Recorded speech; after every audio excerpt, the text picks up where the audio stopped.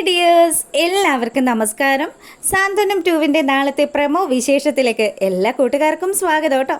അങ്ങനെ നമ്മുടെ മിത്ര ആര്യനോട് സംസാരിച്ചുകൊണ്ട് നിൽക്കുക. അപ്പം ആര്യം വരാത്തതിൽ മിത്രയ്ക്ക് നല്ല സങ്കടമൊക്കെ ഉണ്ട്. അങ്ങനെ മിത്രയാണെങ്കിലോ അവൻ വന്നതിന് ശേഷം അവനോട് എല്ലാ സത്യങ്ങളും തുറന്നു പറയണം. മിഥുൻ്റെ അടുത്ത് നിന്നും തന്നെ രക്ഷിച്ചത് ആര്യനാണല്ലോ. അതുകൊണ്ട് തന്നെ മിഥുൻ ഇപ്പം കാണിച്ചു കൂട്ടുന്ന കാര്യങ്ങൾ മുഴുവനും ആര്യനെ അറിയിക്കണമെന്ന് ഉള്ള ഒരു ഉറച്ച തീരുമാനത്തിൽ നമ്മുടെ മിത്ര നിൽക്കുക. അപ്പോൾ ആര്യം ചോദിക്കുന്നുണ്ട്, എൻ്റെ മിത്രേ, ഞാൻ എത്രയും പെട്ടെന്ന് വന്നോളാം, നീ ടെൻഷൻ അടിക്കുകയൊന്നും വേണ്ട കേട്ടോ, സമാധാനമായിട്ട് പോയി കിടക്ക്. പിന്നെ ബാലച്ചനോ അമ്മയോ എന്തെങ്കിലും പറഞ്ഞാൽ അതൊന്നും കാര്യമാക്കാൻ നിൽക്കണ്ട. അവരാരും ഒരു പ്രശ്നമില്ല. ഏറ്റവും വലിയ പ്രശ്നം ഇപ്പോൾ ദേവേടത്തിയാണ്. ദേവേടത്തിക്ക് ഭയങ്കര സംശയങ്ങളാണ്. അതെനിക്കറിയാമല്ലോ. ഞാൻ വീട്ടിൽ നിന്ന് പോരുന്ന സമയത്തും ദേവേടത്തി എന്നെ ഭയങ്കരമായിട്ട് ഉപദേശിച്ചിരുന്നു. എന്തിനാ ആര്യം ഇങ്ങനെ രാത്രിയൊക്കെ ഓട്ടം പോകുന്നതെന്നും അതുപോലെ ഓടി ഓടി അവസാനം നിനക്ക് നല്ല ക്ഷീണം വരുമെന്നും ഒക്കെ പറഞ്ഞു. അതൊന്നും പറഞ്ഞിട്ട് കാര്യമില്ലല്ലോ. ഏട്ടത്തി ആവശ്യമുള്ള കാര്യങ്ങളിലും ഇല്ലാത്ത കാര്യങ്ങളിലും ഒക്കെ ഇടപെടും. നീ അതൊന്നും കാര്യമാക്കണ്ട. ഇനി അധികം ഉറക്കം എക്സാം ഒക്കെ എടുക്കുകയല്ലേ, പോയിരുന്ന് പഠിക്ക്, അല്ലെങ്കിൽ കിടന്നുറങ്ങുക എന്നൊക്കെ പറഞ്ഞ് അവൻ ഫോൺ വയ്ക്കാൻ തുടങ്ങുമ്പോൾ മിത്ര അവനോട് ചോദിച്ചു, ആര്യ, നീ നാളെ രാവിലെ തന്നെ എത്തില്ലേ? ഞാൻ കാത്തിരിക്കാം. എന്തിനാ നീ ഇങ്ങനെ പേടിക്കുന്നത്? നിനക്ക് എന്തോ ടെൻഷൻ ഉണ്ടല്ലോ എന്ന് ആര്യം തിരിച്ചു ചോദിക്കുക. അപ്പോഴും അവൾ പറഞ്ഞു, നീ ഇങ്ങനെ രാത്രി അത് ഉറങ്ങാണ്ട് ഡ്രൈവ് ചെയ്യുന്നത് ആലോചിച്ചാൽ എനിക്ക് ടെൻഷൻ എന്ന് പറഞ്ഞ് അവൾ ആര്യനെ സമാധാനിപ്പിച്ചു. എന്നാൽ പേടിക്കണ്ട കേട്ടോ, ഇനിയിപ്പോൾ പഠിക്കാനൊന്നും നിൽക്കണ്ട, പോയി കിടന്നുറങ്ങിക്കോ. ശരി എന്ന് പറഞ്ഞ് അവളും ഫോൺ വയ്ക്കുക. അങ്ങനെ അതിന് ശേഷം നമ്മളെ കാണിക്കുന്നത് നമ്മുടെ ശ്രീദേവി അവളുടെ അമ്മയെ വിളിച്ച് ഇവിടെ നടക്കുന്ന കാര്യങ്ങളൊക്കെ പറയുക. അമ്മേ, 2-3 ദിവസമായിട്ട് ആ മിത്രയ്ക്ക് എന്തൊക്കെയോ ചില പ്രശ്നങ്ങളുണ്ട്. മിത്ര ആരോടോ രഹസ്യമായിട്ട് സംസാരിക്കുന്നൊക്കെയുണ്ട്. ഞാനേ അവളുടെ അടുത്ത് പോയി അത് കണ്ടെത്താനുള്ള ഒരു ശ്രമം നടത്തിയമ്മേ, പക്ഷെ പരാജയപ്പെട്ടു പോയി. എടി മോളെ, നീ എന്താ ഇത്രയും നാളായിട്ടും ഇതൊന്നും പഠിക്കാത്തത്? ഈ അമ്മ എങ്ങനെയൊക്കെയാണ് കാര്യങ്ങൾ കണ്ടുപിടിക്കുന്നതെന്ന് എൻ്റെ മോള് കണ്ടെത്തിയിട്ടുള്ളതല്ലേ. അതുകൊണ്ട് തന്നെ ഞാൻ പറഞ്ഞു തരുന്ന രീതിയിൽ നീ കാര്യങ്ങളൊക്കെ ഒന്ന് മുന്നോട്ട് നീക്ക്. എന്തായാലും ആര്യനെ ബാലൻ ഇഷ്ടമില്ലാത്തിടത്തോളം കാലം നിങ്ങളും നിൻ്റെ ആനന്ദമൊക്കെ രക്ഷപ്പെടും. ആനന്ദിന് വേണ്ടിയിട്ടാണ് ഇപ്പോൾ കൂടുതലും ബാലൻ എഫേർട്ട് എടുക്കുന്നത്. അതുകൊണ്ടാണല്ലോ നിങ്ങൾക്ക് ഹണിമൂണിന് പോകാനുള്ള എല്ലാ ചിലവുകളും ബാലൻ തന്നെ വഹിക്കാമെന്ന് പറഞ്ഞത്. അതൊക്കെ ശരി തന്നെ അമ്മേ, പക്ഷെ ഒരു പ്രശ്നമുണ്ട്. ഹണിമൂണിന് അനിയന്മാരും കൂടെ വരണമെന്ന് അങ്ങേർക്കൊരു നിർബന്ധം. എടി മോളെ, അതൊക്കെ നീ തന്ത്രപരമായിട്ട് അവനെ പറഞ്ഞ് മനസ്സിലാക്കണം. ഇപ്പം ഏകദേശമൊക്കെ സമ്മതിച്ചു വരുന്ന മട്ടാണ്. എന്നാലും മൊത്തത്തിൽ അങ്ങ് വിശ്വസിക്കാൻ പറ്റില്ലമ്മേ. ഏത് നിമിഷം സ്വഭാവം മാറുന്നതെന്ന് പറയാൻ പറ്റത്തില്ല. പിന്നെ നീ ആ ബർത്ത്ഡേ ആഘോഷിച്ചതൊക്കെ ബാലനങ്ങ് ഇഷ്ടപ്പെട്ടോ? എൻ്റെ അമ്മയെ ഒന്നും പറയണ്ട. ബർത്ത്ഡേയുടെ ദിവസം മീനാക്ഷിയും ആകാശവും ഇവിടെ ഇല്ലാതിരുന്നത് കൊണ്ട് ഞാനായിരുന്നു അന്നത്തെ സ്റ്റാർ. അല്ലായിരുന്നെങ്കിലുണ്ടല്ലോ ആ മീനാക്ഷി എന്തെങ്കിലുമൊക്കെ ഗിഫ്റ്റ് കൊടുത്ത് അച്ഛനെ പാട്ടിലാക്കിയേനെ. ഇതിപ്പോൾ അവൾ പരിപാടിയൊന്നും അറിയാതിരുന്നത് കൊണ്ട് ഞാനും അതുപോലെ ആനന്ദേട്ടനും ഒക്കെയാണ് സ്റ്റാർ ആയത്. അത് നല്ല കാര്യം തന്നെ.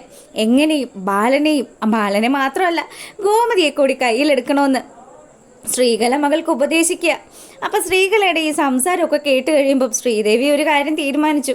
അങ്ങനെയാണെങ്കിൽ ഒരു കാര്യം ചെയ്യും, ആര്യനെയും ബാലച്ചനെയും തമ്മിൽ ഒന്നുകൂടെ തെറ്റിക്കാനായിട്ട് മിത്രയുടെ ആ കള്ളക്കളി അതൊന്നങ്ങ് പൊളിച്ചടിക്കാലോ അമ്മേ. എൻ്റെ മോൾ ഇപ്പം തന്നെ അങ്ങ് അന്വേഷണം തുടങ്ങിക്കോ. അവളെ ഇടയ്ക്കിടയ്ക്ക് പോയിന്ന് ചെക്ക് ചെയ്യണം. അവൾ ഒളിഞ്ഞും മറിഞ്ഞും ഒക്കെ നിന്ന് ഫോൺ ചെയ്യുന്നുണ്ടെന്നാണല്ലോ നീ പറഞ്ഞത്. അങ്ങനെയാണെങ്കിൽ കണ്ടെത്താൻ എളുപ്പമുണ്ട്. ഞാനും അങ്ങനെ തന്നെ അമ്മ ആലോചിക്കുന്നത്. അങ്ങനെ ഇവിടെ ഈ കാര്യങ്ങളൊക്കെ നടക്കുമ്പം നമ്മുടെ മിത്ര ആര്യനെയും കാത്ത് ഉമ്മറപ്പടിയിൽ അങ്ങനെ ഇരിക്കുക. എത്ര നേരമായി ആര്യനെ നോക്കിയിരിക്കാൻ തുടങ്ങിയിട്ട്. എൻ്റെ മോളെ, നീ എന്താ ഇങ്ങനെ ഇവിടെ കുത്തിയിരിക്കുന്നതെന്ന് ഗോമതി വന്ന് ചോദിച്ചതും മിത്ര പറഞ്ഞു, അമ്മ ആര്യനെ കണ്ടില്ലല്ലോ, ആര്യനിപ്പോൾ വരേണ്ട നേരമായി, ആര്യനെ നോക്കിയിരിക്കുക. എന്തായാലും കൊള്ളാം. അങ്ങനെ ഇരിക്കുന്നൊക്കെ പറഞ്ഞ് ഗോമതി അടുക്കളയിലേക്ക് പോവുക. ഈ സമയമാണെങ്കിൽ മിത്ര ഇങ്ങനെ നോക്കത്ത ദൂരത്ത് കണ്ണും നട്ടിരിക്കുന്നതും കണ്ടുകൊണ്ട് നമ്മുടെ മീനാക്ഷി അങ്ങോട്ട് വരിക. എന്താ മോളെ, നീ രാവിലെ തന്നെ ആരെയോ കാത്തിരിക്കുവാണല്ലോ? ആര്യനെ ആണോ? അതെ ചേച്ചി, ആര്യൻ ഇന്നലെ രാത്രി വിളിച്ചായിരുന്നു. ലോങ് ഒരു ഓട്ടോ ആണല്ലോ പോയത്. അതുകൊണ്ട് തന്നെ ആര്യനെ കണ്ടില്ലെങ്കിൽ മനസ്സിന് ഒരു സമാധാനവും ഇല്ല. ഞാൻ അതുകൊണ്ട് ഇങ്ങനെ നോക്കി നിൽക്കുക. ആ, അത് നല്ല കാര്യം തന്നെയാണല്ലോ. പിന്നെ ഒരു കാര്യമുണ്ട് ചേച്ചി, ആര്യൻ ഇങ്ങനെ ദൂരെ ഓട്ടോ ഒക്കെ പോകുന്നത് അതിപ്പം എല്ലാവർക്കും ഒരു പ്രശ്നമായിട്ട് തോന്നുകയാണ്. അമ്മയ്ക്കും ബാലച്ചനും എല്ലാവർക്കും.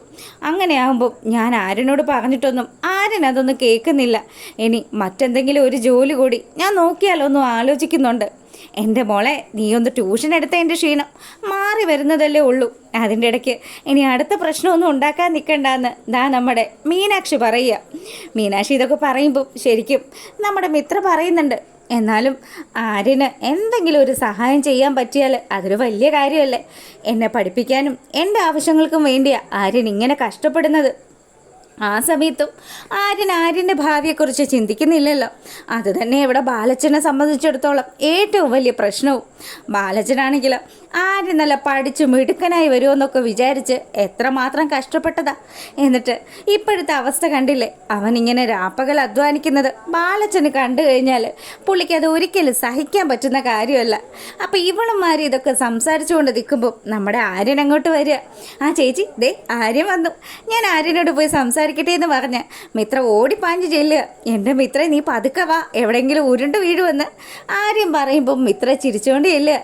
അതെ ആര്യ, ഞാൻ ആര്യനെ കാത്തിരിക്കുമായിരുന്നു. എന്തായി, ക്ഷീണം വല്ലതും ഉണ്ടോ?